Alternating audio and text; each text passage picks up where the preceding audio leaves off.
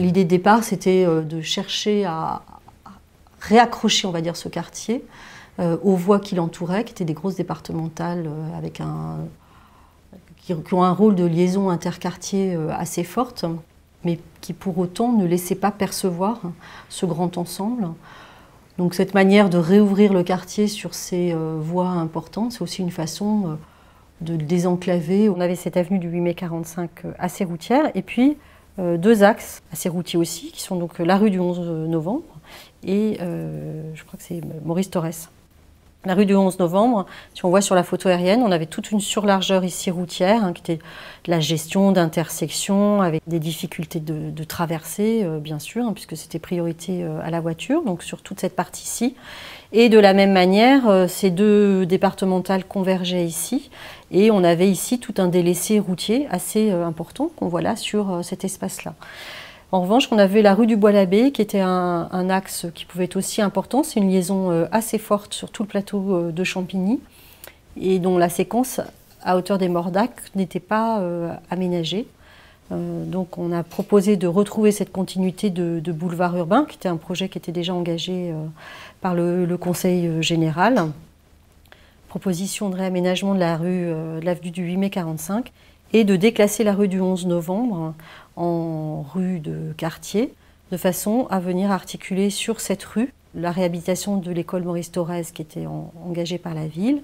Sur les terrains qu'on dégageait, la construction du centre sportif, du pôle sportif et quelques terrains de sport attenants. Et puis la construction des deux opérations de Paris Habitat sur cette surlargeur routière, avec quand même la démolition de la tour EM qui était ici. Alors ça nous a aussi permis de retravailler sur toutes les liaisons et rues qui permettaient donc de desservir l'ensemble des logements. Donc la réalisation de la rue Jean Ferrat, alors sur des voies qui existaient pour partie, qui n'étaient pas forcément reliés, qui ressemblaient plus à des parkings qu'à des rues classiques. Donc cette rue Jean Ferrat, et prolonger la rue Julien Hulot jusqu'à la rue du 6 septembre, qui arrive sur la place des commerces, et là avec la démolition du centre commercial, puisque cette rue, elle se dessine sur le centre commercial, l'ancien centre commercial, qui était complètement pris entre les quatre tours.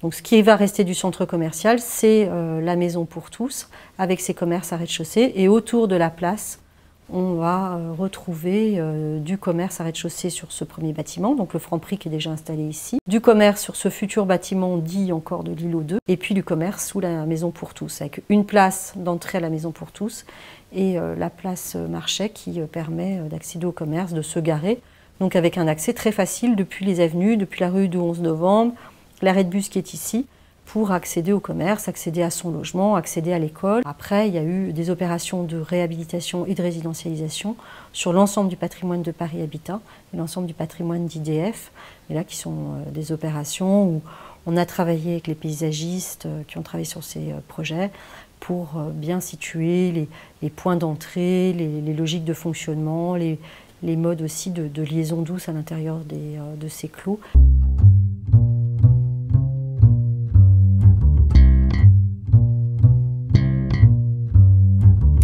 L'ensemble de ces résidentialisations permet une organisation simple et une lecture simple des bâtiments, c'est-à-dire des entrées donnant sur rue clairement identifiées avec un numéro de rue et un adressage complet, les différences de niveau qui sont accompagnées de rampes pour améliorer là aussi le quotidien de fonctionnement pour les habitants, des places de stationnement, de parking attribués à chacun des bâtiments, qui sont privatisés et attribués pour chacun des trois bâtiments. Donc vous voyez les parkings ici, les parkings à l'arrière du bâtiment F, avec là aussi des adressages directement sur l'avenue du 8 mai.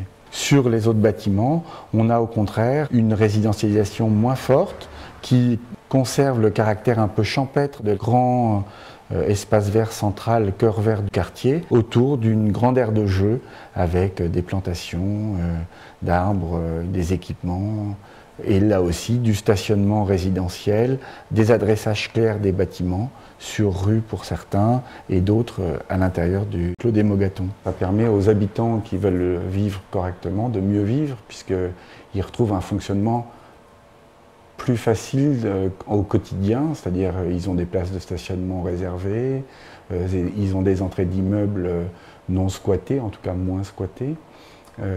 Ils ont une végétation, une qualité de végétale qui n'existait pas avant.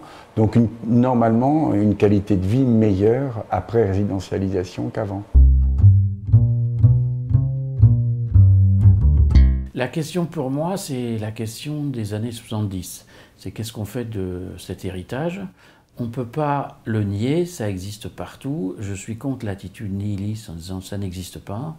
Et donc je me suis attaché à cette question. Cette question, c'est qu'est-ce qu'on fait dans cet héritage? Et il faut, je pense, éviter de se poser la question du beau et du laid, mais de la question de ce qui existe et des qualités humaines de ce lieu et des lieux qu'on va créer. Et je me suis donc intéressé à qu'est-ce qu'on peut en faire. Et finalement, on peut voir assez clairement dans ce type de grand ensemble, et particulièrement à Champigny, qu'il y a des modèles urbains qui sont inconciliables. Il y a le pavillon, la barre, la tour, et à côté des maisons de ville. Et ça a une cohabitation architecturale qui est relativement difficile et chaotique. Et donc c'est à cette question que je me suis affronté. Je me suis dit que peut-être si on les superposait, on rendrait ces modèles amis. Et donc tout d'un coup, le projet va devenir le liant en fait de l'ensemble. Il faut savoir que déjà, c'est ultra copié, cette opération, il y en a partout. On a des articles en Chine, on a des articles dans tous les pays, et on commence déjà à voir des gens qui empilent des objets qu'ils trouvent, des objets architecturaux, ils prennent, voilà. Ça fait partie de côté inspirant, mais je pense que pour ceux qui ont un tout petit peu de mémoire, cette nouvelle génération de choses empilées, ça s'appelle Champigny. Les prochaines étapes, c'est la construction de 2 nouveaux ensembles résidentiels. Un sur la place, la nouvelle place des commerces, qui va accueillir lui aussi du commerce à rez-de-chaussée. Parce que l'idée, c'était aussi de compléter l'offre commerciale existante, donc accueillir des services bancaires, des commerces aussi nouveaux. Et puis une autre opération de logement qui est lancée là en accession, puisque l'idée, c'était aussi d'aller vers plus de mixité, on va dire, en termes d'offres de logement, sur l'emprise du bâtiment A qui va être démoli. Donc ça, ce sont les prochaines étapes.